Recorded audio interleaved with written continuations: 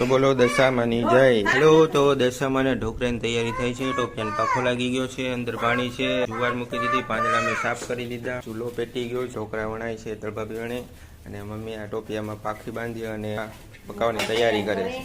અને અમારે કાવ્યા પણ જો ઢોકળા કરે છે અને મેં પાંદડા સાફ કરી દીધા। ઘી નાખીને મોળ બાંધવાનું હોય, બરાબર ને? તો આ રીતના ચોરસ ઢોકળા બનાવવાનો હોય અને આમ ટોપિયામાં મૂકતું જવાનું હોય। એક થર થઈ જાય પછી ઉપર બીજા પાંદડા મૂકી દેવાના।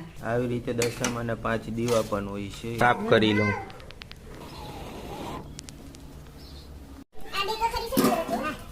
આવી રીતે 5 પીપળાના પાંદડામાં સાથિયા કરવાનો હોય છે, પછી આ કળશમાં સાથિયો કરવાનો હોય છે। તો ઢોકળા પાકી ગયા છે।